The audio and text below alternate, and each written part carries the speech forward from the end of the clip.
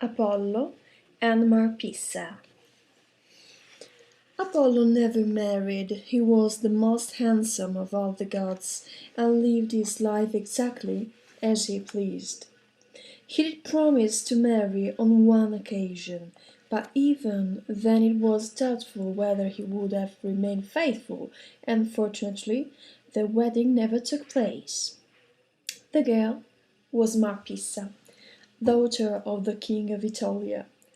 Her father, Evenus, treated her harshly, but he was a worthy and brave warrior. He had announced that he would give his daughter only to the man who could beat him in a chariot duel. Marpessa was so lovely and her fortune so immense that at first there were many who found the courage to meet Evenus single-handed, but each had been killed in his turn. Now there was no one left who dared to face him, until one day a handsome and daring youth appeared before Marpessa mounted on a winged horse, a Pegasus. He was the heroic Idas, son of the king of Messene, and he had never yet been defeated in a battle. Marpessa had heard many tales of Ida's feats, and she was appalled when she saw him. Better not to be married at all than be wedded to the man who would slay her father, for now it would not just be any young warrior that Evenus would have to face, but the renewed hero Idas, who could certainly defeat him.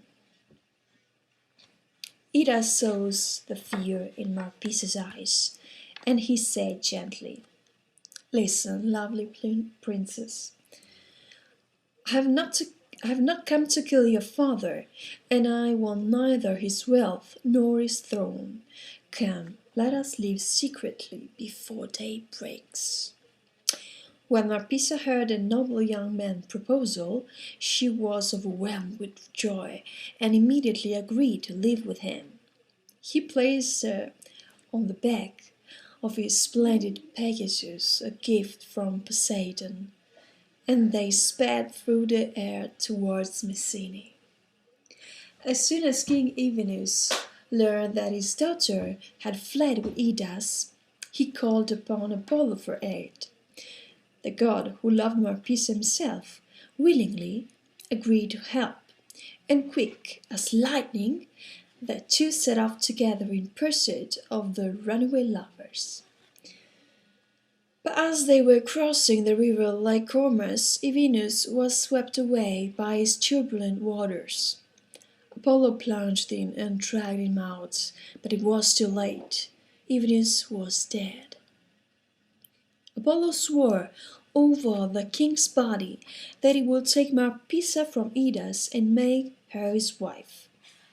He also promised the dead king that although his life had been lost, his name would remain immortal, for the river where he had been drowned would henceforth be called the Evenus. Having spoken these words, the god sped off once more in pursuit of Idas, and before the youth could reach the shelter of Messene, found himself face to face with Apollo. Idas guessed immediately what the god had come for, but instead of retreating, he quickly placed himself before Marpessa to shield her, whilst his grim expression showed that he was ready for whatever might come.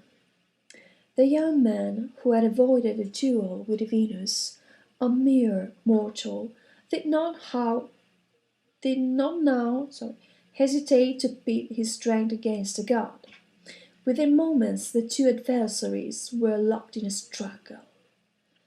It was a terrible fight. Although Idas was no god, he was stronger than a lion, and he fought against Apollo as an equal. It was not long before Zeus noticed the disturbance, and he decided to part them.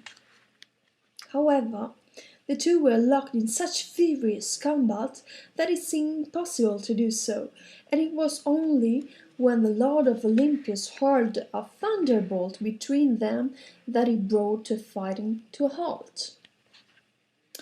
When they had scrambled to their feet, Zeus ordered them to tell him what the quarrel was about.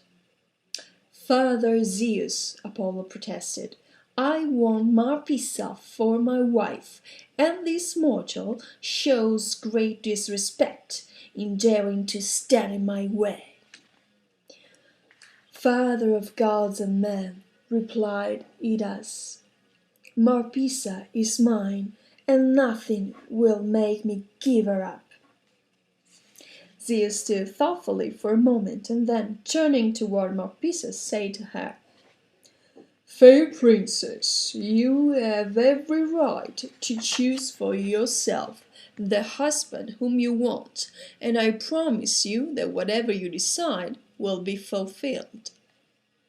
Marpessa humbly thanked great Zeus for his ruling, and then, turning to the god of light, she said, "Apollo, you are a god, and will enjoy eternal youth, but I shall grow old one day, and then you will abandon me.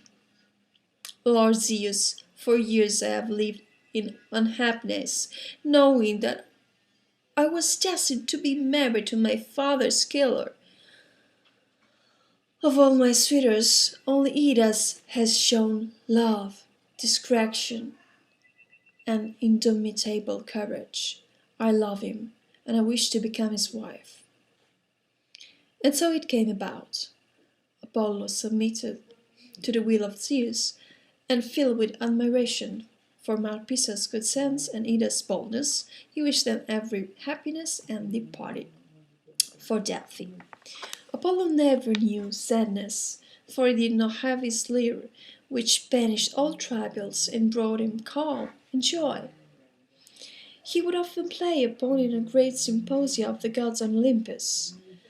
When he touched his fingers to the magic strings of the golden instrument, the 9 muses would run joyfully to his side and take up the song, and the whole place would echo with sweet immortal melodies.